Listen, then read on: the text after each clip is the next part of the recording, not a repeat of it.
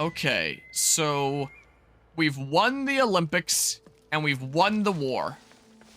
Now is just doing the thing that they didn't actually ask us to do, but our mom wants to go and do. Before I forget that this is a thing that I have, let's try this taming thing. So that have been knocked out, huh? So, does this count as... Whoops, that's not my fast weapon. Does this count as knocking out?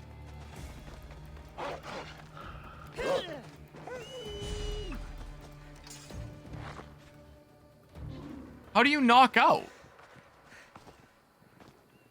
Tame animals that have been knocked out. How does that work?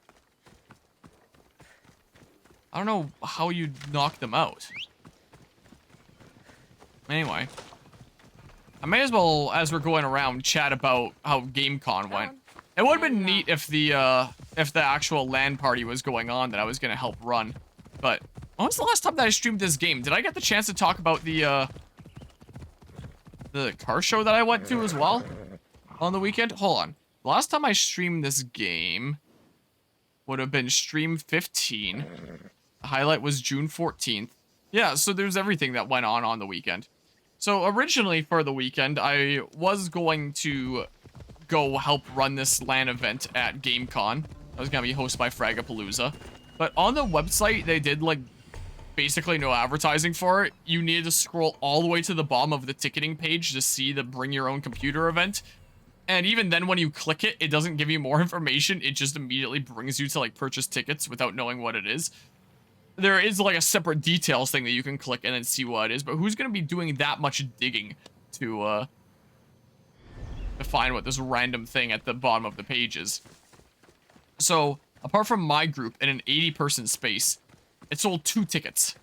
So, it got canceled. But that did mean that I could take my truck to a car show just all day on Saturday. That I was originally just going to dip out for like part of GameCon to go to... Oh. So I was able to spend all day there. And, whoa. There's street vendors here? There's 2 captains to kill. Get the fuck out of my camp before I beat you like the dog that you are. But you're already trying to... Okay. Well. Wow. Actually doing big damage to these guys now, aren't I? How about no? Am I still in this radius? Okay. Let's do this. Yeah, so after all the troubles with my truck and it's still leaking a little bit of fuel from the carburetor, but being like pretty alrighty for driving for the most part. I'm not driving it unless I really need to. Wow. And I really wanted to bring it to this show because it was at an old vehicle museum where a lot of the people there really know this kind of stuff. Whoa. And so I wanted to see if I could get some advice and potential fixes for my carburetor while I was there. And I did get a few different bits of advice and different potential causes that it could be. So it has offered me a little bit of a way forward. Gosh dang it! Maybe I should beat you more. Set an example for So I ended up being one of the first people there, so I actually got a really good spot. Like right in this corner, right next to a tree, and it was really cool. I was the only person that entered a Fargo in the show. So there's actually a lot of people that came up to me that were like, whoa, a Fargo, you don't see many of those. And I was also the only person that had a work in progress project there. So basically everyone else had like these fully restored vehicles that are all shiny and nice. I had the only work in progress project where it's, how am I not hiding? Well. Well. So a lot of people were chatting to me as well about like, hey, what have you done so far? What's the next step? What's the plan here? So I actually ended up getting a lot more attention than I was expecting from work in progress project and a Fargo. So I actually had a lot of people chatting with me, despite the fact that at face value, mine would look like it'd be one of the least interesting ones, since it's not super shiny and amazing like the rest of them. Whoa. So it's kind of nice chatting with people about that. And then I, towards the end of the show, oh boy, that's a great sound. towards the end of the show, I ended up meeting up with a friend there who came in to say hi, and a lot of the people at the show were leaving because there was a hockey game going on that people wanted to see, like a big game for the Stanley Cup. Old, rustic, and historic, yeah. It was in that sense. Whoa. So, whoa. I was hanging out with him there for a while, and he knows how to drive a manual, but not a 3 on the tree like my truck is. Whoa. Which a lot of the staff at the auto gallery were telling me, you know, that's the best anti-theft measure a vehicle can have. 3 on the tree, because no one knows how to drive it. All right, let's see here. Whoa. Come on, please. Do the thing. Yeah, so the gear shift is on the column. So my dad's Mercury truck is a 3 on the floor. So, you know, the stick is there and you go reverse, first, second, third. Mine is on the tree. So your steering wheel is here and the shifter is there behind the wheel. So you go towards you, up, reverse, towards you, down, first, then back, up, second, back, down, third. Or your different speeds. That's 3 on a tree. Because you have 3 speeds on the tree, on the column that the steering wheel is on. So, yeah, not very many people that would know how to drive that. So even though I'm only driving my truck like when I absolutely need to right now, since it is still slowly leaking gas, I did tell him I was going to teach him how to drive a 3 on the tree, and, you know, any more days for that, I'll have to wait until I fix up my truck a little bit. But since it was on the road that day anyway, I was like, you know, sure, we can go for it and do that. So we went to a big open church parking lot since it was a Saturday, not a Sunday. So it was just a big open space to just like drive around in. I was showing him how to drive it through on the tree and he was trying it a bit and... Ow. And if you don't have the gas or the clutch quite right as you're shifting, then that old vehicle is gonna have what I call a death wobble, where it kind of goes like that and clearly the vehicle's not very happy. So I was getting a decent bit of a death wobble there, which I didn't know how to describe how to avoid getting since I just have it like muscle memory now. So we just kind of switch back and forth and he just kind of observed close at what I'm doing and then try to pick that up. And he was picking it up and getting better at it.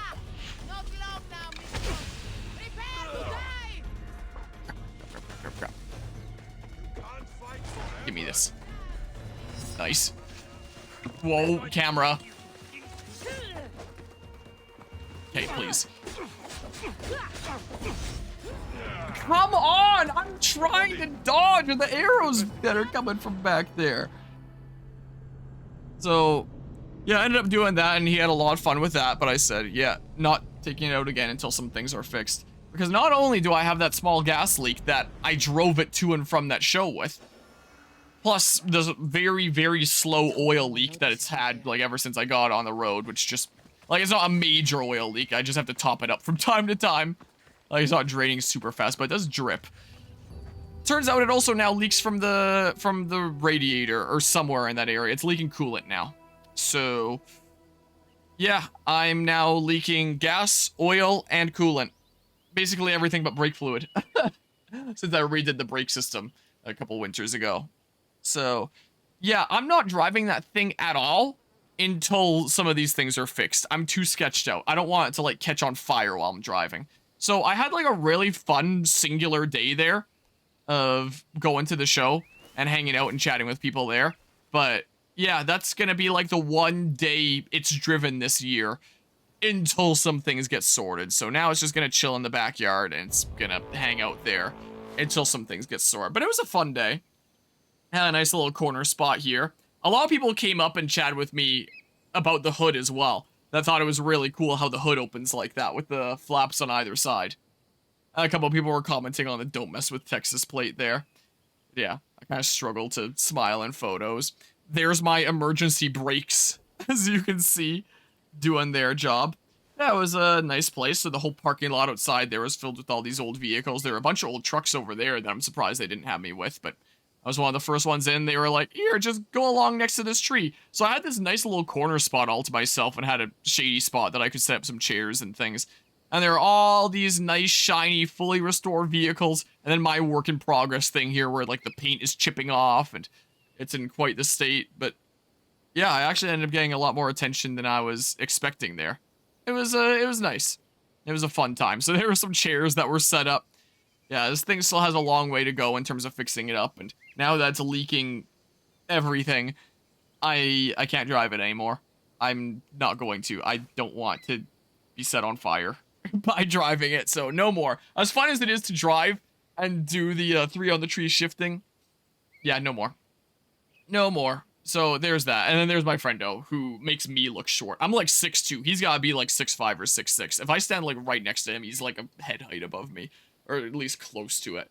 Which is really weird for me because I'm used to, whenever I talk to people, them being either my height or shorter. So I either look straight or down. He's like the one person that I know that I have to like look up at when I'm talking to him.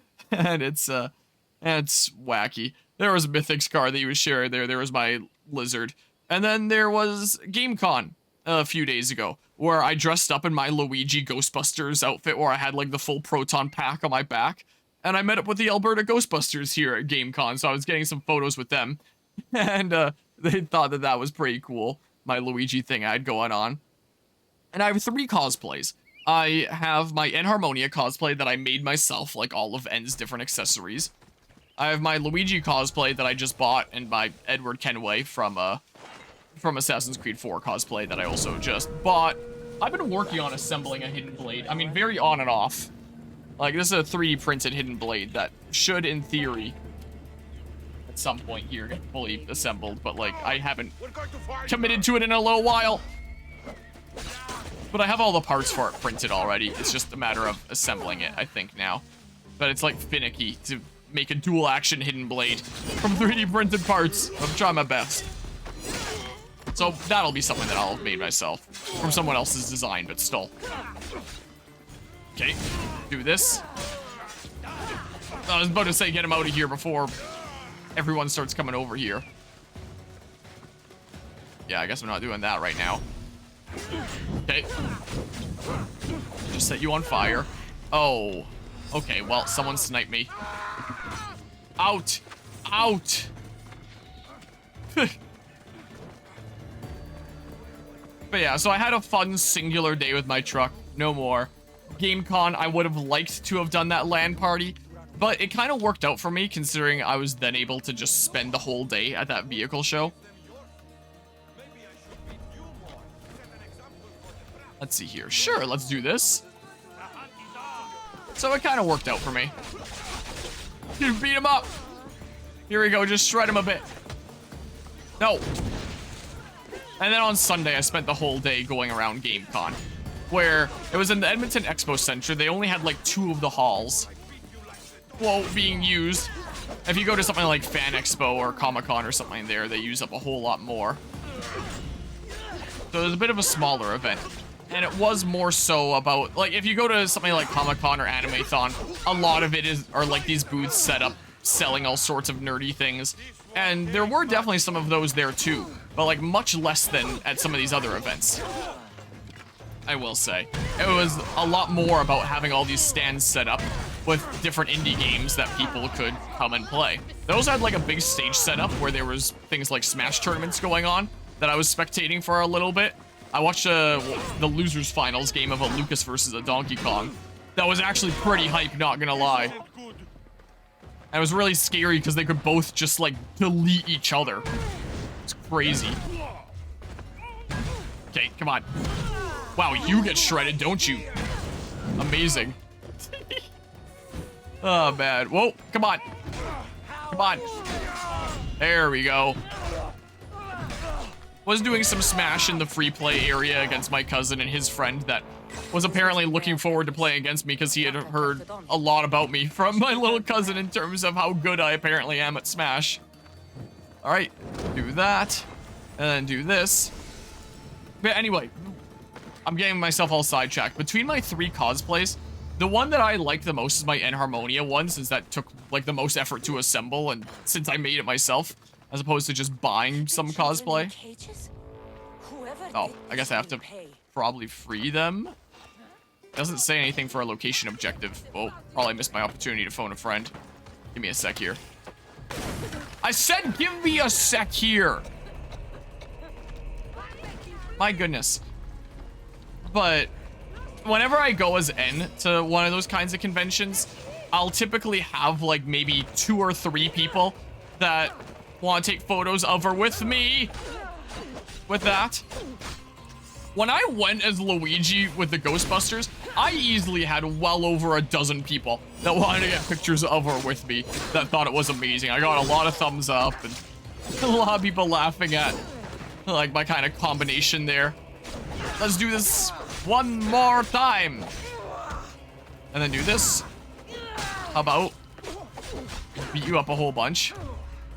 Maybe if I lose you, I can phone a friend quickly by dipping out this way. That would be optimal, I think. So a lot of people really like the Luigi. Got a kick out of it.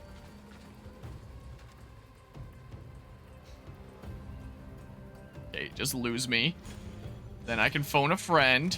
I was gonna say something else that I've kind of blanked on. There we go. Now we can just kind of beat you up. Okay. But yeah, so people got a kick out of the Luigi there. One of the I was grabbing one of the moments there. I was grabbing lunch with my little cousin. Grabbed some butter chicken, which was really nice. Butter chicken and rice. And let me charge up my adrenaline here. How about? And as we were sitting, one of the groups that walked past us was someone in a Daisy cosplay together with someone in a Spider-Man cosplay. So Daisy and Spider-Man were together. They didn't say anything walking past Luigi that which I was kind of surprised about. But after they had passed and weren't in earshot range anymore, like I tapped my cousin on the shoulder and I say, "Not the witch! You left me for the big spider!" Or something like that. I don't remember exactly what I said. And shortly after, there was this guy coming from the direction that Daisy and Spider-Man went, like, towards us. He walks up to me and he's just like, "I'm so sorry, man. The fact that she left you for him, like, that's so rough." I was like, "I know." Thank you. I thought that was pretty funny. Whoa. But yeah, and then in the whole indie games section, two of the stations were of my classmates from my final game design class, because there was this company called ESIO that was offering a grant for some students to keep on working on their games after the semester ends in April up until June. Rude. And then basically unveil it at GameCon. I believe there were 6 groups in our class, and there was only 2 that were selected there. And I'm kind of glad that my group didn't get selected, because my goodness, I would not have had the time to keep on working on my game. Like, there's no shot.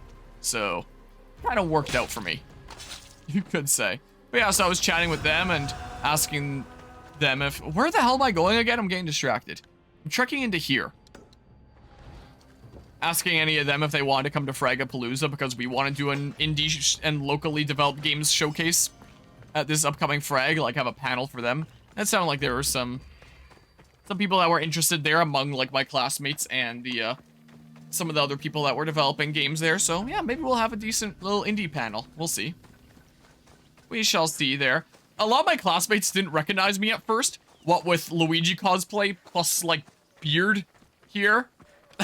So I was chatting with some of them, and it was funny. One of them was like, "I'm sorry, who are you?" It's like, "Jake." It was the group Nightmare Crucible, and they were like, "Oh yeah, I'm so sorry. I forgot. I know who you are." And even outside of those 2 groups, there were even some of my other classmates that I saw around the venue there, because of course game design students would be at a place like GameCon, I suppose. So there were some other people that I recognized there.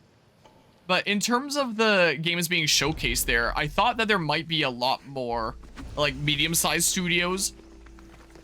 Or, like, larger indies where it's, like, a decently sized team.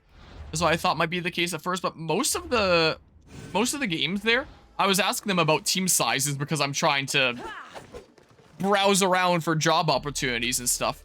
Most of the games there were being developed by teams of, like, 1 to 4 people. A lot of them were being solo dev'd. Over the course of like 5 or 6 years, people were telling me. Because I was always asking every game, how long is this game in development? And how big is the development team? What? Is this the place? Am I here for the... What? Did I accidentally stumble upon the main story objective? Because there was dialogue here. Maybe I just got close enough to where the objective is on the surface. But yeah, I did collect a lot of cards, but yeah, I think most of these studios are way too small to consider bringing anybody else on. But yeah, I was chatting with a lot of people there about different game development stuff, and it was really neat to hear about all these different development stories of all these games.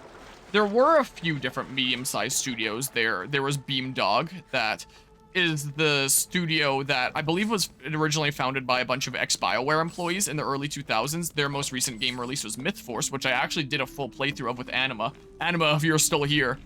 There was one of the Beamdog staff was actually there in a cosplay of, I forget her name, but the warrior character, the armored knight, her. Someone was in a full cosplay of her at the Beamdog booth, and I was chatting with them a little bit, and I was like, oh yeah, MythForce, yeah, Victoria, that was her name. Yeah, so one of the Beamdog staff was in a full cosplay of her. And I was chatting with some of the Beamdog staff there, and I was like, oh, MythForce, fun game, I actually have a full playthrough of that on my channel, and they were like, oh, neat, like, is that one that I would have seen? And, like, what's your channel? And I was like, oh, you probably have not seen me. I'm a pretty small creator. And they said, like, oh, well, if you ever go... Oh, I guess I completed that quest. Report to the contact there. They said, like, oh, well, if you ever stream it again, just at the Beamdog Twitter or something like that you're going live, and we'll promote your stream. Like, I'm the one that does all the social media for the company. I was like, oh, okay, well, if I ever do that again, I'll keep that in mind. I didn't even consider to do that, like, adding the, company, like, oh, I'm playing at Beamdog's game MythForce when I went live. I realized in hindsight that's something that I probably should have done. They won't let that pass. So, They'll come after whoops. me in force. Oops, what? What are you talking about, Cassandra? Anyway, so I was chatting with them a little bit. I don't think that they have any open positions right now. I was chatting with Inflection as well, where their most recent game release was Nightingale. I didn't do a full playthrough of Nightingale because I just didn't have enough time. But I did do a singular stream just to showcase the game and what it's like, and it seems like an interesting game. So I was chatting with the Inflection staff a little bit. They had a cosplay character there as well. I forget what the character's name is because I only played it the one time, but kind of the icon of the game, the guy wearing the mask who's short and fairy-like with the green vest, and he floats around and seems like a mythical fairy-like creature. That Dudo. They had someone there that was dressed in like a full cosplay of that Dudo, which was kind of neat, and a bunch of people were taking pictures with them. So, oh no, so you thought of doing a MythForce stream one day with friends? If they do watch a stream, maybe they could see if any bugs happen and fix it. Yeah, maybe. Maybe. But yeah, if you do, just like at the MythForce socials or the Beamdog socials, one or the other. I can go just redeem that later. Let's keep on tracking this. Although, wait, am I getting close? Because there was dialogue about it. Because, yeah, they're in Arcadia. They're at the border of the Smuggler's Force and the Golden Fields. I still don't really know what that is. So I guess I'll just trek into here and try to find things. Fairy who, dude? The friggin... Where's Steam? What the hell? Here's Steam. If I look for Nightingale... Here. Nightingale. The... Come on. He's gotta be on, like, the key art, right? Oh my god, you gotta be kidding me. Script. That guy! That dude! That Dudo right there. They had one of their dudes in a full cosplay of that Dudo. Whoops. Nightingale video game. It just shows me the bird. The, it's not showing them here. This guy. They had a full getup of that in front of the poster. To be honest, you completely forgot about it. Fair enough. Yeah, they had someone in, like, a full getup of this. So, for the MythForce booth, they had, like, someone in the full Victoria cosplay. Yeah, this character here. And they had their trailer playing on loop on, like, a big screen and then, like, a little laptop where people could play MythForce. I was thinking about going there if I had more time and then playing my main here and seeing how much I could clean up since I actually went hardcore in MythForce while we were playing it. Since I actually know how to play the game. But, was the theme song playing? There wasn't much audio. It was a very loud venue. So I think there was a little bit of volume coming from each booth, but like very, very, very slightly. Because it was just game, next to game, next to game, next to game at the venue. So So there wasn't really a whole lot of wiggle room in being able to have audio on. So it's kind of like Fragapalooza in that you can't really have much audio going, I guess, because it would become very overpowering. Yeah, it would be nice if they had that playing. Myth Force! Myth Force! Unfortunately, no, I did not hear it. It sounds like an Inflection might have some open positions when I was chatting with them. And they gave me the contact name of the main hiring manager, who's the person to reach out to and get all buddy-buddy with. Inflection is a company that I definitely wouldn't mind working for, especially considering they're a dog-friendly studio. So, people bring their doggies to work. I remember when I went and browsed their studio. I think in 2019, we got a studio tour before COVID started. I don't know if they do studio tours for students anymore. But yeah, and we found out, we were given like a little presentation showing a little bit of the development of Nightingale as it was happening, before Nightingale was even announced, which is pretty cool. So I had to sign an NDA and everything and be all secretive and stuff. So that was neat. So yeah, I'll look into that. And there are some other studios that maybe I'll reach out to as well, but again, most of them were extremely small projects, and it was really cool to see like all these extremely small teams and even solo developing projects. So I want to spend most of my time going around just kind of networking. Ooh, it's a cave. That'll give me another skill point and stuff. Tomb of the Daughter of Atlas. Sweet. Let's go do it. And I was going to say something to follow up on that, but now I'm saying other things and getting myself confused, and now I don't remember what I want to say. Oh yeah, I went there with my cousin's 2 kids. The older kid had been there the previous day already, and had apparently been collecting Sunday passes like Pokemon cards, because all around the city, all these different companies that would be involved in GameCon there had like these GameCon voucher thingamabobs that you could scratch off. I just got a whole bunch from Memory Express because they were like, just take a whole bunch, we're not gonna run out. And most of them are buy one, get one codes for tickets, but the code on all of them are the exact same. Oh, the snakes actually do move in this game. I didn't realize. Just really slowly. Here, just... I never realized that. The code is the exact same. There's only one buy one, get one code. It's not like a thing that you redeem and then the code is used up. So I think pretty much everyone around the city was using buy one, get one codes. So there was excess passes up the wazoo. I think my cousin got a Sunday pass from someone that won it in like some event and didn't want it or something or other. And like even I had extra Sunday passes because I got like an extra adult one since like I only needed the one, but there was no reason not to do a buy one get one. I offered it to several friends, but no one was interested. And then like youth tickets, buy one get one for each of them. So I just had an extra Sunday pass that one of them asked if they could have, and maybe they gave it away to someone, maybe not, because all the passes were the same. Yeah, I think that's actually how one of their friends got in, now that I think about it. There we go, I got another skill point now, sweet. Imagine if I could tame snakes and bring them with me. How cool that'd be. But when you look out the front entrance as the day had gone on a little bit, on the little divider rail thingamabobs, whoa, that is exactly as intended. There were literally people just hanging Sunday passes there, so that anyone wandering through could just take one if they want and head into the event. So people were just giving them away any way they saw fit because they were everywhere. So yeah, that was certainly something. Snakes aren't hard to kill, but they're just really hard to hit, which I guess kind of makes them hard to kill. I don't know where to go now. This way. Seems like to get that chest. I figure there's gotta be some way to get this chest here. Nice. Oaken Bow of Chambers. I haven't upgraded my bow in a little bit. Let's see here. Yeah, this is a legendary one, but yeah. More assassin damage. How about more assassin damage? The bandit bow. And that one looks kind of cool. I'm not actually going to change my fashion armor for that. I don't think. So yeah, it was an interesting event. I ended up getting one thing while I was there. There were stands selling different things. Are you kidding me? Oh, there we go. I only ended up getting one thing. I got a mouse pad, which I'll show here because I thought it was kind of funny. I don't know if I'll replace my current mouse pad. It is kind of falling apart. I do kind of like my current Eevee one, but I did get a new Eevee mouse pad. I just have right here. The design was so good.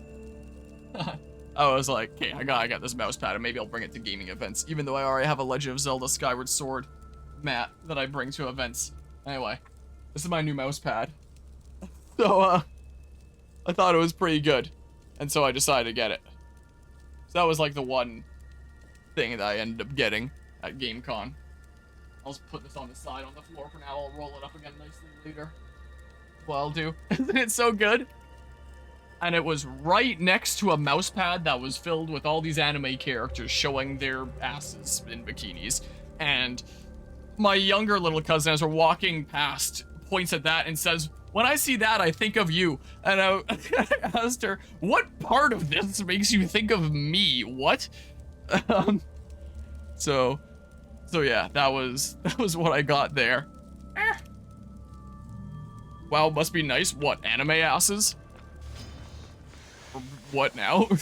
Oh, I want to get out of here. I don't know if I want to assign this skill point. I might just wait until I get enough shards to upgrade my spear and then invest into some of the things that I kind of really want. How do I get out of here again? I guess onward and upward. So, the insult